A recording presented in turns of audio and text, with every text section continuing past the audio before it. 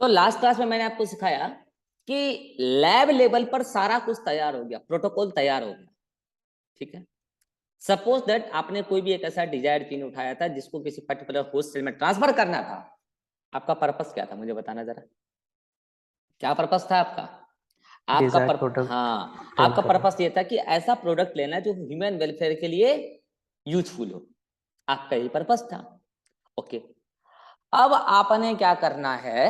अब आपने ये करना है, अच्छा सपोज करो मैं आपको जेनेटिक इंजीनियरिंग का एक पार्ट पढ़ाता हूँ, ठीक है, एक मतलब कि एक हिंट देता हूँ। कैसे सोचोगे कि हमें जेनेटिक इंजीनियर बनना है? तो सबसे पहले तो आपको आउट ऑफ बॉक्स थिंकिंग लेके चलना पड़ेगा, ठीक है। सपोज करो कि मैं अगर रिप्रोडक्टिव एंडोक्राइनोलॉजी पे काम करता हूँ, तो मैं सोचता हूँ कि रिप्रोडक्टिव हेल्थ के लिए मैं अगर मेल पे काम कर रहा हूँ, सपोज दैट कि रिप्रोडक्टिव हेल्थ के लिए मेल के अंदर फर्टिलिटी के लिए कौन कौन से कंपोनेंट आज के डेट में मेल यूज कर रहा है, आप भी बताओ सोच समझ के। प्लांट प्रोडक्ट बताना। क्या केसर यूज करता है आदमी? केसर सबसे ज्यादा यूज किया जाता है अच्छा फर्टिलिटी के लिए। इलायची यूज किया जाता है। तो मुझे एक बात बताना, इलायची तो फिर भी अच्छे खासे क्वांटिटी में है, क्या मैं ऐसा चाहूंगा कि केसर जो प्लांट है जिससे केसर का फाइनली प्रोडक्ट बनता है, तो क्या मैं ऐसा चाहूंगा कि केसर का प्रोडक्शन बढ़ा दें मेल रिप्रोडक्टिव हेल्थ को बढ़ाने के लिए? ये सुनो, तो मैं ऐसा चाहूंगा कि केसर जो एक प्रोडक्ट है, हम किसी ऐसे मॉडल ऑर्गेनिज्म में इसको इंसर्ट कर दें केसर को बनाने वाले जीन को, कि वो पर टाइम में हमें ज्यादा से ज्यादा केसर दे। तो केसर का दाम भी सस्ता हो जाएगा मार्केट में। इतना महंगा क्यों है? क्योंकि उसकी कमी है प्रोडक्ट की। तो ज्यादा से ज्यादा प्रोडक्ट आएगा और उसकी हम क्वालिटी और क्वांटिटी दोनों ही बढ़ा लेंगे। तो बताओ, क्या इस तरीके से हम मार्केट में केसर की जो प्रोडक्टिविटी है वो बढ़ा के हम सोसाइटी की मेल रिप्रोडक्टिव फर्टिलिटी को इंप्रूव कर पाएंगे कि नहीं कर पाएंगे? मेरा यही पर्पस था ना। इसके लिए सपोज दैट मैंने केसर के उस पर्टिकुलर जीन को, जो केसर जिससे बनता है, जो कंपाउंड है जिससे मेल का फर्टिलिटी बढ़ता है या इंप्रूव होता है रिप्रोडक्टिव सिस्टम में, मैं वो पर्टिकुलर केमिकल को सर्च करूंगा कि केसर में कौन सा केमिकल है जिसकी वजह से मेल का फर्टिलिटी बढ़ता है। मैं उस पर्टिकुलर केमिकल को बनाने वाले जीन को आइडेंटिफाई करूंगा प्लांट के अंदर, केसर प्लांट के अंदर। एंड देन आफ्टर दैट मैं उस जीन को आइसोलेट करूंगा। मैं पूरा सिखा चुका आपको प्रोटोकॉल। और जीन को आइसोलेट करके मैं बैक्टीरिया में ट्रांसफर करूंगा और उससे मैं प्रोडक्ट निकालूंगा। अगर मुझे लगेगा पर टाइम में ज्यादा प्रोडक्ट मिल रहा है, तो क्या बताओ ये मेरा प्रोटोकॉल हिट होने वाला है? तो इस तरीके से आउट ऑफ बॉक्स थिंकिंग सोचना पड़ता है। अब सोचो, क्या किसी ने सोचा होगा कि केसर हम बैक्टीरिया से बनवाएंगे? कर दिया, कर दिया, हाँ कर दिया। तो क्या किसी ने ऐसा सोचा होगा कि केसर से मतलब बैक्टीरिया से हम केसर बनवाएंगे? आपने सोचा और आप बनवा रहे हैं। अब मुझे एक बात बताओ, अगर मुझे बैक्टीरिया से, ये मैं एग्जांपल बता रहा था, मत सोचना कि रिसर्च हो चुका है, ये मैं आपको हाइपोथेसिस बता रहा हूं, ठीक है।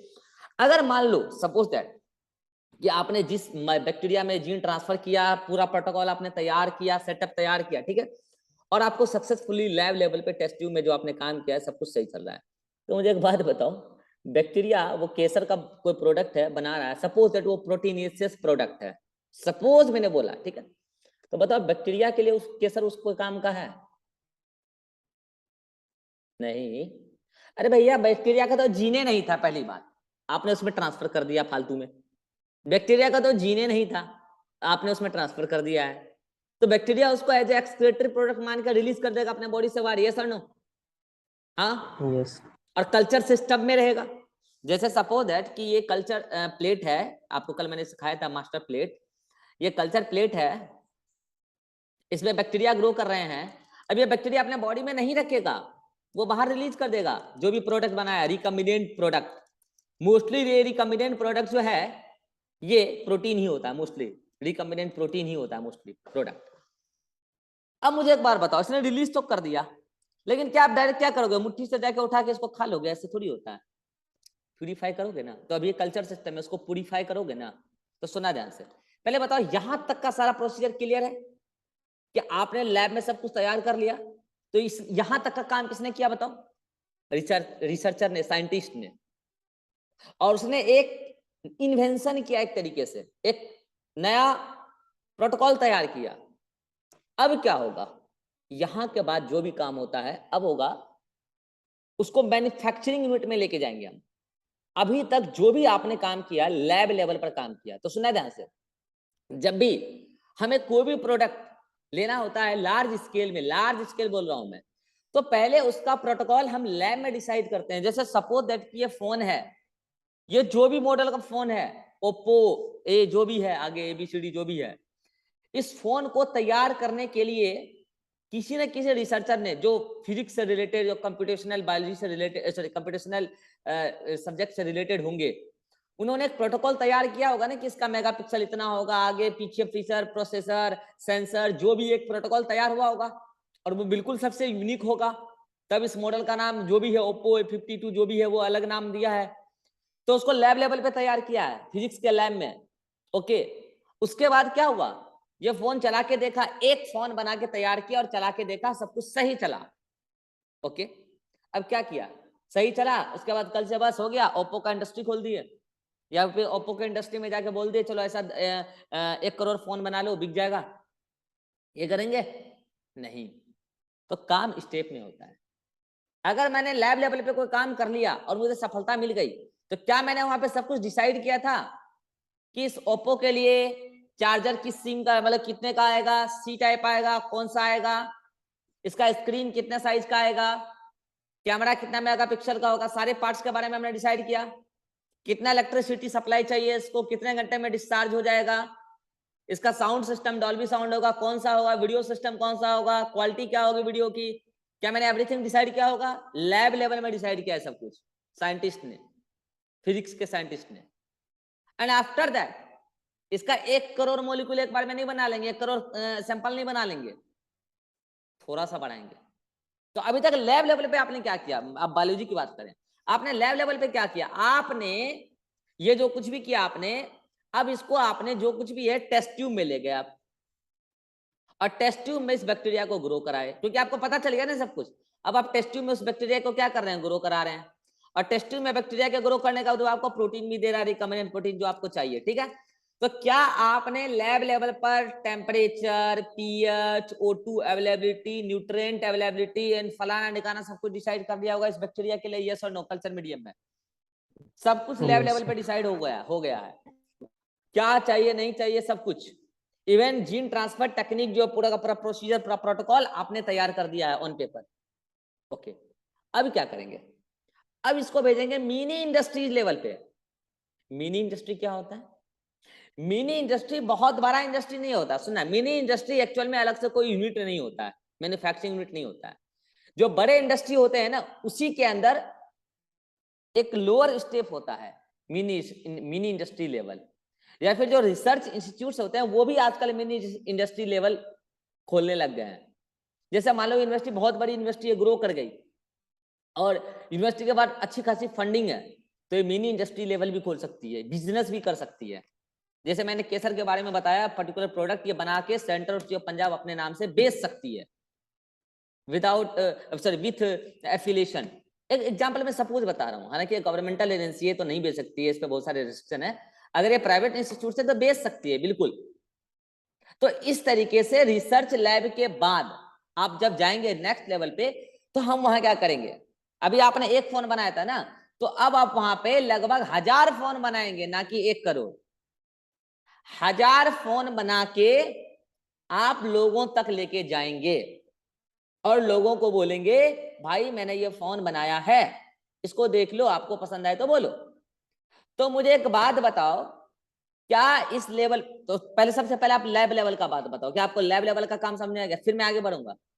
आपको लैब लेवल का काम क्या, मैं एक बार रीड करके बता देता हूँ। लैब लेवल में मैंने क्या क्या बताया। लैब लेवल में मैंने बताया कि सबसे पहला लेवल है, पहला स्टेप है, यहाँ पे आप फंडामेंटल टेक्निक डेवलप कर लिए हैं और यहाँ पे आप डिजायर्ड जीन ट्रांसफर कर दिए होस्ट सेल में, और यहाँ पे जो भी काम हो रहा है टेस्ट ट्यूब में हो रहा है, ग्लास वेयर्स में हो रहा है। यहाँ पे आप सब कुछ इसेंशियल कंडीशन डिटरमाइन कर चुके हैं, जैसे pH, temperature, O2 availability, nutrient, medium, time duration, कितना देर बैक्टीरिया को चाहिए, सब कुछ डिसाइड हो गया। अब आप जा रहे हैं कहाँ, मिनी इंडस्ट्री लेवल, जिसको हम बोलते हैं पायलट लेवल। क्या बोलते हैं? मिनी इंडस्ट्री या पायलट लेवल। तो सपोज दैट लोगों ने बोला हाँ यार ये फोन तो बड़ा मस्त है, मजेदार है, तो आपने लोगों का रेस्पॉन्स नोट किया, हेलो, आपने लोगों का रेस्पॉन्स नोट किया, उसके बाद आपने लोगों से फीचर पूछा कि आपको पसंद आया कि नहीं, बोला हाँ हाँ सब कुछ बढ़िया, कोई कमी, तो बोला नहीं सब कुछ सही है, तो आपने फीडबैक ले लिया। अब मुझे बताओ, क्या यहीं पे आप कॉस्ट डिसाइड कर लोगे? यस और नो? क्या यहीं पे आप कॉस्ट डिसाइड कर लोगे? कॉस्ट, हाँ, यहां पे आप कॉस्ट भी डिसाइड कर लोगे। और अगर किसी प्रकार का कोई गड़बड़ी है तो क्या आप यहीं पे आप ये भी डिसाइड कर लोगे कि क्वालिटी क्या होनी चाहिए, नहीं होनी चाहिए। मतलब अभी आप ये डिसाइड कर रहे हैं कि अब ये मार्केट में जाने लायक है कि नहीं। अभी आप मार्केट में नहीं भेजें, मार्केट में भेजने का मतलब आप नेशनल लेवल ब्रांडिंग करना शुरू कर दे, नहीं नहीं। आप अभी क्या कर रहे हैं, आसपास के लोगों को, अपने रिलेटिव्स में, अपने जान पहचान के लोगों को उस प्रोडक्ट का फीडबैक ले रहे हैं। तो एक तरीके से मिनी इंडस्ट्री है, बीच का लेवल है, इंटरमीडिएट स्टेज है। In this level, lab level work is tested. आपने लैब में जो काम किया है वो टेस्ट कर रहे हैं। जैसे सपोज दैट मैंने केसर के बारे में बात बताया, तो मैं अपने आसपास के लोगों को मैं खुद भी टेस्ट करके देखूंगा उससे इंप्रूवमेंट होता है कि नहीं होता है, उसका सब कुछ क्या है। और यहाँ पे जो हम जो काम कर रहे हैं, अब मुझे एक बात बताओ, अभी मैं टेस्ट ट्यूब में इतना को प्रोडक्ट बनाया था, अब मैं 1000 लोगों को प्रोडक्ट देने वाला हूँ, तो जाहिर सी बात है बड़ा कंटेनर में बनाना पड़ेगा। तो वो बड़ा कंटेनर जिसमें हम टेस्ट ट्यूब के बाद बड़े कंटेनर में काम करते हैं उसको बोलते हैं बायोरिएक्टर। अभी उसके बारे में चर्चा करेंगे, बायोरिएक्टर या fermenter. And at this level cost of product is also determined. मैंने बोला कॉस्ट भी डिटरमाइंड हो जाएगा और quality of product is also checked. तो ये सारा काम एक तरीके से इंटरमीडिएट लेवल पे हो गया, पायलट लेवल पे हो गया, सब कुछ रेडी है, सब कुछ चेक है, प्रोडक्ट का क्वालिटी, कॉस्ट, सब कुछ इफेक्टिव लग रहा है। अब आप क्या करेंगे? अब आप यदि उस पर्टिकुलर प्रोडक्ट से रिलेटेड इंडस्ट्री पहले से स्टेब्लिश्ड है, तो आप उस इंडस्ट्री को अपना प्रोटोकॉल बेच देंगे। एक तरीके से आप अपना पेटेंट उसको बेच देंगे, फिर वो सब इंटेलेक्चुअल प्रॉपर्टी राइट में आ जाता है, कितना शेयरिंग वगैरह, एक तरीके से आप बिजनेस करेंगे और पैसा ही पैसा होगा। करोड़ों करोड़ों अरबों करोड़ों में डीलिंग होता है। अगर आपका डिस्कवरी इतना यूनिक है जो पूरे सोसाइटी को फायदा देने वाला है, तो आप जितना चाहें, हालांकि उसमें एक रेंज होता है, आप बियॉन्ड द रेंज नहीं जा सकते हैं, रिसर्चर के लिए भी लिमिटेशंस हैं, लेकिन अगर आपका डिस्कवरी वाकई यूनिक है तो अब आप करोड़ों में बिजनेस कर सकते हैं। तो अब वो बिजनेस का पार्ट आप तो नहीं संभालेंगे, आप तो एक साइंटिस्ट हैं, आपको क्या मतलब है बिजनेस से। तो आपका जो अकाउंट देखता होगा, आपका जो पीए होगा, बैंक अकाउंट वाला जो भी पर्सन होगा आपका, ठीक है, कैशियर जो भी है, मैनेजर जो भी है, वो अब बात करेगा बड़े बड़े बिजनेसमैन से। क्या बात करेगा भाई? बड़े बड़े बिजनेसमैन का फैक्ट्री होता है, पता है ना आपको, इंडस्ट्री होता है, तो बात करेगा। तो वो भी उसके मालिक से बात नहीं करेगा, किससे बात करेगा? उसका जो मैनेजर होगा उससे बात करेगा। क्या बात करेगा कि देखिए ऐसे ऐसे है, हमारे जो रिसर्चर साहब हैं उन्होंने ये टेक्निक डेवलप किया है, उससे प्रोडक्ट मिलने वाला है, उससे मार्केट में लोगों का ये डिमांड है, ये है। अगर उसको लगेगा सही है तो वो प्रोटोकॉल वो खरीद लेगा। अभी तक वो प्रोटोकॉल किसी को भी नहीं पता था उस रिसर्चर के अलावा। किसको पता था? केवल उस फंडिंग एजेंसी को जिसने वो रिसर्च के लिए फंडिंग दिया था, केवल उसको पता था। और वो लीक नहीं कर सकता एथिकली, वो कोई भी आइडिया लीक नहीं कर सकता, अदरवाइज वो फंडिंग एजेंसी हमेशा के लिए बंद हो जाएगा, केस हो जाएगा उस पर। तो अभी तक वो आइडिया केवल किसके पास था? उस रिसर्चर के पास। अब वो खुद उस आइडिया को बेच रहा है, लेकिन बेचने के समय बताने, जब अगला को बेच रहा है, हो सकता है उसको पसंद ना आए, हो सकता है ना उसको मेरा आइडिया पसंद ना आए, तो पता चला कि पूरा आइडिया ले लिया, वो खुद से लैब में बैठ के करा लिया। तो उससे पहले हम उस आइडिया का पेटेंट करा लेते हैं। पेटेंट क्या होता है कल हम बात करेंगे। पेटेंट करा लेते हैं कि अगर वो उस आइडिया के तहत अपने लैब में कोई काम करवा के और उससे इंडस्ट्री में प्रोडक्ट बना रहा है तो हम उस पर केस कर सकते हैं, उसका पूरा इंडस्ट्री बंद करा सकते हैं। तो ये सब फिर इंटेलेक्चुअल प्रॉपर्टी राइट में बात आ गई, इस बारे में हम कल बात भी करेंगे थोड़ा सा, कल नहीं मतलब नेक्स्ट चैप्टर के लास्ट में बात करेंगे। तो सपोज दैट ये इंडस्ट्री वाले को पसंद आ गया, या फिर किसी बड़े बिजनेसमैन को वो आइडिया यूनिक लगा और उससे रिलेटेड कोई इंडस्ट्री नहीं है उसके पास, तो बोलेगा ठीक है बताइए शेयरिंग कितना चाहिए, फिर कितना में बेचेंगे आप ये आइडिया, तो हम नया इंडस्ट्री खोलेंगे। अब इंडस्ट्री खुल जाएगी। अभी तक आप जो बायोरिएक्टर पे काम कर रहे थे, बायोरिएक्टर अभी तक आप कितना बड़ा ले रहे थे? 100 से 1000 लीटर बड़ा बायोरिएक्टर ले रहे थे। अब हजारों हजार लीटर का बड़ा बड़ा बायोरिएक्टर लेंगे और उसमें हम रिकम्बिनेंट होस्ट सेल को डाल के रिकम्बिनेंट प्रोडक्ट लेके प्योरीफाई करके बेचेंगे। अभी हम बायोरिएक्टर के बारे में बात करेंगे, बेचेंगे। तो जो इंडस्ट्रीज लेवल पे होता है, वेरी लार्ज बायोरिएक्टर में हम रिकॉम्बिनेंट होस्ट सेल को ग्रो कराते हैं और उससे प्रोडक्ट लेते हैं, और लार्ज क्वांटिटी में प्रोडक्ट बना बना के अब क्या होगा, बस वही marketing and selling, marketing and selling, तो पैसा ही पैसा। तो मुझे एक बात बताओ, इतना अमीर बनने के लिए, इतना अमीर बनने के लिए किसी ने लैब में बैठ के अपनी ऐसी की तैसी करवाई है, और वो कौन है, रिसर्चर। तो एक रिसर्चर अपने लैब में बैठ के, भले ही वो पैसे के पर्पज से कर रहा हो या सोसाइटी के वेलफेयर के लिए कर रहा हो, लेकिन उसने जो प्रोडक्ट भी बनाया, क्या इससे पहले वो प्रोडक्ट इस नेचुरली इस दुनिया में था, नहीं। लेकिन क्या वो प्रोडक्ट की डिमांड इतनी होगी कि अरबों खरबों का बिजनेस चल रहा है, हाँ। तो प्रोडक्ट कौन ले रहा है, ह्यूमन। तो क्या वो प्रोडक्ट ह्यूमन वेलफेयर के लिए यूजफुल है, हाँ। यही तो बायोटेक्नोलॉजी का मकसद था, याद करो डे फर्स्ट में जब चैप्टर स्टार्ट किए थे, यही तो बायोटेक का मकसद था। वो अलग बात है कि इससे बिजनेस भी चल रहा है, तो वो तो चलेगा ही, कोई इतना मेहनत किया है यूं ही थोड़ी किया यार। तो at this stage cells are cultured in very large amount of medium taken in very large size bioreactor and a permanent manufacturing unit is established, और पैसा ही पैसा, समझ रहे हो। इसके बाद का स्टेप मैंने नहीं लिखा क्योंकि ये बायोलॉजी से रिलेटेड नहीं होगा, फिर वो इकोनॉमिक्स से रिलेटेड हो जाएगा, बिजनेस एमबीए बीबीए वो सब कराना पड़ेगा फिर अलग से, ठीक है।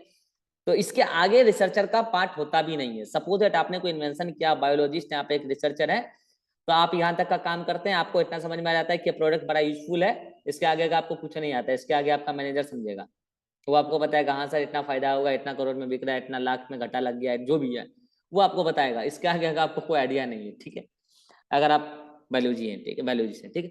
तो ये हुआ।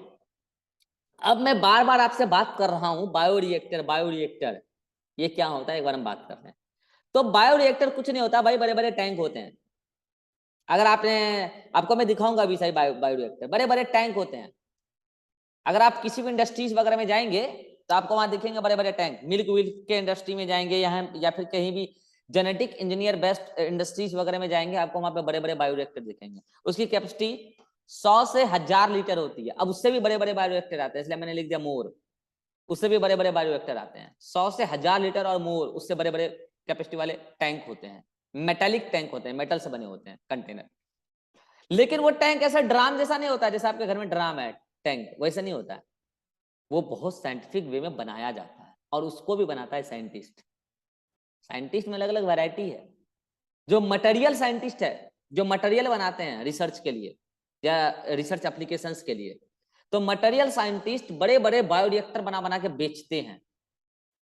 अब वो जितने भी टाइप के बायोरिएक्टर होते हैं, उनकी एक खासियत होती है कि वो जो आप रिकॉम्बिनेंट होस्ट सेल बनाए हैं, उसको ग्रो करने के लिए particular culture, time, medium, O2 availability, temperature, प्यारे जो आपने टेस्ट ट्यूब में डिसाइड किया था कि हमारे पर्टिकुलर होस्ट सेल को ये पर्टिकुलर कंडीशन चाहिए, तो जो आपने टेस्ट ट्यूब में डिसाइड किया था, 5 ml का टेस्ट ट्यूब, 2 ml का टेस्ट ट्यूब में, वो चीज आपको 1000 लीटर का कंटेनर प्रोवाइड कर देगा। समझ में आ रहा है? ये होता है बायोरिएक्टर। सब कुछ उसमें ऑटोमेटिक होता है, सब कुछ उसमें सेट किया हुआ बिकता है। और अगर मान लो कि आपने ऐसा कोई प्रोटोकॉल तैयार कर लिया कि उस पर बेस्ट कोई बायोरिएक्टर ही नहीं है, ओके, तो क्या करेंगे? आपका एक्सपेरिमेंट वेस्ट हो गया? नहीं। आपको अगर लगता है कि आपका जो पर्टिकुलर रिसर्च है बहुत यूजफुल है, तो एक काम करो, आप अपने इस प्रोटोकॉल पर तहत, इस प्रोटोकॉल पर बेस्ड बायोरिएक्टर का ऑर्डर करो। किसको? मटेरियल साइंटिस्ट को। तो क्या मटेरियल साइंटिस्ट आपके ऑर्डर पे बायोरिएक्टर बना देंगे उस टाइप से? हाँ, ट्राई करेंगे, बन जाएगा, फिर आप दोनों के बीच में डील होगा, खरीद लेना। तो इस तरीके से होता है यहाँ पे इंडस्ट्री लेवल पे। तो बायोरिएक्टर जो होता है, कोई भी बायोरिएक्टर हो, उसमें ग्रोथ सिस्टम 2 टाइप का होता है, समझना ध्यान से। एक होता है सपोर्ट ग्रोथ सिस्टम और एक होता है सस्पेंडेड। तो एक बात समझो, सपोर्ट का मतलब समझते हो? सॉलिड। सपोर्ट किसको देते हैं? सॉलिड चीजों को। सस्पेंडेड का मतलब तो घुलना, सस्पेंड हो जाना। तो सस्पेंड कौन होता है? लिक्विड में ना, सस्पेंशन लिक्विड, और सपोर्ट सॉलिड। अरे भाई कॉमन बात है ये तो देखो, जो बायोरिएक्टर होता है ना, अभी मैं आपको बायोरिएक्टर का डायग्राम भी दिखाऊंगा सही। जैसे मान लो कि ये बायोरिएक्टर है, तो बायोरिएक्टर में बड़े से कंटेनर हैं, ठीक है, ये बड़े से कंटेनर हैं, ठीक है, मानो बायोरिएक्टर है, तो जो सस्पेंडेड वाले होते हैं उसमें क्या होता है, पूरा का पूरा लिक्विड भरा होता है, और उसी में क्या करते हैं, रिकम्बिनेंट होस्ट सेल डाल देते हैं और फिर उसका कल्चर शुरू करते हैं। वो लिक्विड क्या है, कल्चर मीडियम है। लेकिन जो सपोर्ट ग्रोथ सिस्टम होता है उसमें ऐसा कुछ नहीं, उसमें क्या होता है, स्टैंड लगा होता है ऐसे, और इस स्टैंड पे याद करो मैंने मास्टर प्लेट बताया था, याद है मास्टर प्लेट, इस पे मास्टर प्लेट सेट कर देते हैं सभी के सभी उस पे, ठीक है, और उसके ऊपर फिर जेल टाइप का कल्चर तैयार करते हैं, नॉट लिक्विड।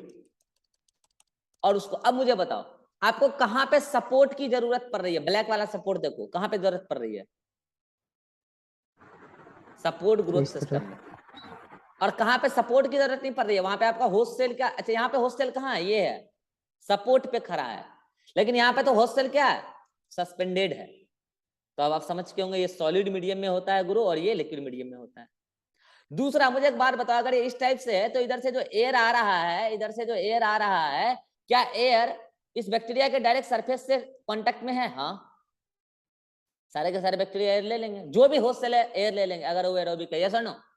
तो क्या यहाँ पे कंटिन्यूअस एरिएशन, यानी कि यहाँ पे उसको घुमाने का कोई जरूरत है जेल को बार बार, नहीं, क्योंकि each and every host cell surface पे ही ग्रो कर रहे हैं, राइट और राइट, नहीं मतलब कि वहां पे ग्रो कर रहे हैं कि नहीं कर रहे हैं। लेकिन सस्पेंडेड वाले में पता है क्या प्रॉब्लम है, जो बैक्टीरिया सरफेस पे हैं वो तो डायरेक्ट एयर ले लेंगे जो एनवायरमेंट से आ रहा है, ओके, लेकिन जो अंदर में है उसके लिए, तो उसके लिए पता फिर क्या होता है, इसके नीचे से हम मोटर लगा होता है, अरे घूमता है, तो इससे क्या होता है, नीचे का पानी फेंक के ऊपर जाता है, तो नीचे जो भी बैक्टीरिया क्या पहुंच जाएंगे, ऊपर पहुंच जाएंगे, ऊपर पहुंच जाएगा तो क्या वो एयर अपटेक कर लेंगे, ऊपर में भी पंखी लगा हुआ है अपोजिट साइड में, फिर ये घूम के नीचे आ जाएंगे, समझ रहे हो। तो इस तरीके से एरिएशन चलता रहेगा by the help of rotator motor. तो मुझे बताओ किसमें कंटिन्यूअस रोटेशन की जरूरत है, सस्पेंडेड या सपोर्ट ग्रोथ सिस्टम में, सस्पेंडेड। अब मुझे एक बार बताओ किसका ट्रांसपोर्ट इजी है, किसका ट्रांसपोर्ट डिफिकल्ट है, ट्रांसपोर्ट सस्पेंडेड। सपोज दैट आपको ये प्रोडक्ट भेजना है, आप सपोज दैट आप अपना इंडस्ट्रीज बैठा हुए हैं पंजाब में, आपको हरियाणा भेजना है, आप यहाँ से पाइपलाइन लगाओ और हरियाणा तक पाइपलाइन बिछा दो, पाइपलाइन से इजी ट्रांसपोर्ट हो जाएगा। फिर हरियाणा में आपका वहां पे जो उसका रिसीविंग यूनिट है वो उसको बस क्या करेंगे, फ्रेश करके क्लियरिंग एजेंट वगैरह डाल के मार्केट में सेल करेंगे, एकदम पाइपलाइन के थ्रू इजी ट्रांसपोर्ट हो जाएगा, क्योंकि लिक्विड मीडियम में आप क्या कर रहे हैं, उसको ग्रो करा रहे हैं। लेकिन क्या यहाँ पे आपको पाइपलाइन के थ्रू ट्रांसपोर्ट करने का कोई फैसिलिटी है, नहीं, आपको बकायदा यहाँ पे प्रोडक्ट निकाल के प्यूरिफाई करके कार्टून में डब्बे में पैक करके ट्रक से ट्रांसपोर्ट करना पड़ेगा, आप पाइपलाइन से ट्रांसपोर्ट नहीं कर सकते हैं। तो बताओ कहाँ पाइपलाइन से ट्रांसपोर्ट इजी है, सस्पेंडेड या सपोर्ट ग्रोथ सिस्टम में, सस्पेंडेड। तो कोई भी प्रकार का बायोरिएक्टर हो, दो टाइप का ग्रोथ सिस्टम प्रोवाइड करता है, एक सपोर्ट ग्रोथ सिस्टम, एक suspended growth system. Suspended growth system में लिक्विड मीडियम यूज होता है, सपोर्ट में सॉलिड मीडियम। क्योंकि इसमें सॉलिड मीडियम यूज होता है तो इसमें कंटिन्यूअस एरिएशन की कोई जरूरत नहीं है, हर सेल सरफेस पे ग्रो कर लेता है। सस्पेंडेड ग्रोथ सिस्टम में रोटेशन की जरूरत है। सपोर्ट ग्रोथ सिस्टम डिफिकल्ट है पाइपलाइन से ट्रांसपोर्ट करना सपोर्ट में, और सस्पेंडेड ग्रोथ सिस्टम में पाइपलाइन से ट्रांसपोर्ट इजी है। ठीक है, अब आपको हम बताते हैं बायोरिएक्टर। आपकी एनसीईआरटी में दो टाइप का बायोरिएक्टर दिया हुआ है, 5 मिनट में हो जाएगा, हो जाना चाहिए, और समझाते हैं। पहले एक बात समझो, कोई भी बायोरिएक्टर हो, अभी मैं बायोरिएक्टर का डायग्राम आपको समझा दूंगा, कोई भी बायोरिएक्टर हो, आपको मैंने अभी क्या बताया, ग्रोथ सिस्टम, एक है सस्पेंडेड ग्रोथ सिस्टम, एक है सपोर्टिव ग्रोथ सिस्टम। अब एक होता है कल्चर सिस्टम। कल्चर भी दो तरीके से होता है, एक होता है बैच कल्चर, एक होता है कंटिन्यूअस कल्चर। सुना ध्यान से, बैच कल्चर क्या होता है, हम लोग कोचिंग में पढ़ाते हैं, तो क्या होता है कि एक बच्चा आता है बकलोल, उसको ठीक करने में लगता है 3-4-5 महीना, फिर वो फ्लो में आता है, फिर पढ़ना शुरू करता है, रिजल्ट देता है, चला जाता है, फिर नेक्स्ट ईयर क्या रिजल्ट दिएगा बच्चा मेरे यहाँ एडमिशन लेता है, हैं? फिर नेक्स्ट सेशन में रिजल्ट दिएगा बच्चा एडमिशन लेता है कि फिर बकलोली आता है, फिर बकलोल आता है, फिर उसको ठीक करना पड़ता है, फिर वो रिजल्ट देता है, फिर वो चला जाता है, फिर वो कभी नहीं आता है, फिर नेक्स्ट सेशन में बकलोल आता है। तो ये हुआ बैच। यानी कि कहने का मतलब ये है, यहां पे आप इनिशियली होस्ट सेल डालेंगे, सुना ध्यान से, होस्ट सेल डालेंगे, होस्ट सेल धीरे धीरे अपना नंबर बढ़ाएगा बढ़ाएगा बढ़ाएगा और खूब नंबर बढ़ाएगा, एक समय इतना आएगा कि उसका नंबर सेचुरेट हो जाएगा। उसके बाद आप जहां पे भी कल्चर कर रहे हैं, जिस भी बायोरिएक्टर में कल्चर कर रहे हैं, आपने स्टार्टिंग में कुछ होस्टेल डाला, क्योंकि उसमें कल्चर मीडियम खूब था, तो वो पहले तो एक्सपोनेंशियली ग्रो किया, तो स्टार्टिंग में धीरे धीरे ग्रो किया तो उसको बोलते हैं लैग फेज, फिर एक्सपोनेंशियली ग्रो किया उसको बोला लॉग फेज, और फिर कांस्टेंट हो गया क्योंकि कल्चर मीडियम अब जितना है उतने में उतना ही ग्रो कर सकता है, फिर उसको बोला स्टेशनरी फेज। याद करो, इकोलॉजी में भी बताया था स्टेशनरी फेज। अच्छा, अब चूंकि कल्चर मीडियम ज्यादा है नहीं, तो अगर बैक्टीरिया का नंबर ज्यादा बढ़ जाएगा तो क्या हो जाएगा, घटने लगेगा। हेलो, अगर मान लो कि आप ये आप ये कोई भी ग्रोथ सिस्टम यूज कर रहे हैं, चाहे आप सपोर्टिव ग्रोथ सिस्टम या सस्पेंडेड ग्रोथ सिस्टम यूज कर रहे हैं, लेकिन आप बैच में करा रहे हैं, तो क्या हुआ, स्टार्टिंग में lag, log, then stationary phase, उसके बाद आता है डिक्लाइन फेज, नंबर घटने लगेगा, डिक्लाइन फेज। तो आप क्या करोगे, जैसे ही देखोगे बैक्टीरिया का नंबर स्टेशनरी फेज तक पहुंच गया, तो आप क्या करोगे, पूरा का पूरा कल्चर सिस्टम को खाली कर दोगे, पूरे सारे बैक्टीरिया निकाल के, रिकॉम्बिनेंट प्रोटीन वगैरह प्रोडक्ट वगैरह निकाल के उसको आइसोलेशन सेपरेशन टेक्निक के लिए भेज देंगे और पूरा बायोरिएक्टर खाली करके धो धा के नया बैच डालेंगे उसमें। तो बता, हर बार क्या होगा, भोंदू आएगा, पढ़ा लिखा के उसको तैयार करेंगे, रिजल्ट देगा, भाग जाएगा। समझ रहे हो? अब मेरे यहाँ ज्यादा दिन रुकेगा ना, तो अगला सेशन में जो भोंदू बच्चा आएगा उसके साथ वो खराब हो जाएगा, इसलिए तो रिजल्ट देकर भागना जरूरी है। अगर वो ज्यादा देर रुका वहां पे, तो नया सेशन में जो भोंदू आएगा उसके साथ वो भोंदू ये हो जाएगा। समझ रहे हो? मतलब डिक्लाइन फेज आ जाएगा। इसलिए आया भोंदू, लैग फेज, उसको पढ़ाया हमने, लॉग फेज, पढ़ के सेचुरेट हो गया, स्टेशनरी फेज, भगा लो उसको, वहां से निकाल दो। तो इस तरीके से हर बार बैच में ग्रो कराते हैं। लेकिन इसमें क्या होता है, सुना ध्यान से, इसमें हम लोग क्या करते हैं, इसमें देखो, ये जो बैच कल्चर है, बताओ क्या ये सॉलिड में भी कर सकते हैं, लिक्विड में भी कर सकते हैं? हाँ, अरे पिज्जा बनाते हैं ना, जैसे उसमें घुसाते हैं निकालते हैं, इसी टाइप का होता है भाई, ठीक है, बनाया, घुसाया, निकाला, फिर से नया माल डाला। लिक्विड में भी ये काम कर सकते हैं, बताओ कैसे? जो भी आपका सिस्टम है, आपको उसमें पर्टिकुलर अमाउंट में जब टेस्ट करेंगे, पर्टिकुलर अमाउंट में प्रोटीन मिलने लगेगा, तो आपको पता चल जाएगा कि स्टेशनरी फेज आ चुका है, पूरा सिस्टम खाली कर देंगे, स्विच बंद करके पूरा सिस्टम खाली कर देंगे बायोरिएक्टर का, फिर से नया कल्चर मीडियम डालेंगे और नया सैंपल डालेंगे उसमें रिकॉम्बिनेंट सेल का, फिर से वो लैग, लॉग फेज और स्टेशनरी फेज आएगा ग्रोथ का। तो इस तरीके से होता है बैच कल्चर में। लेकिन कंटिन्यूअस कल्चर में ऐसा नहीं होता। कंटिन्यूअस कल्चर में क्या होता है, जैसे मान लो कि देखो यहाँ पे नीचे सेटअप बनाया मैंने, ये सेटअप है, ठीक है, इसमें क्या है, एक तरफ से आपका कल्चर मीडियम ऐड कर रहे हैं, दूसरी तरफ से यूज कल्चर मीडियम निकल रहा है नीचे से, और इसमें आपने होस्ट सेल डाल दिया है। मीटिंग का टाइम खत्म होने वाला है, अगले मीटिंग में मैं इसको अच्छे से समझाता हूँ, ठीक है, आ जाओ अगले मीटिंग में।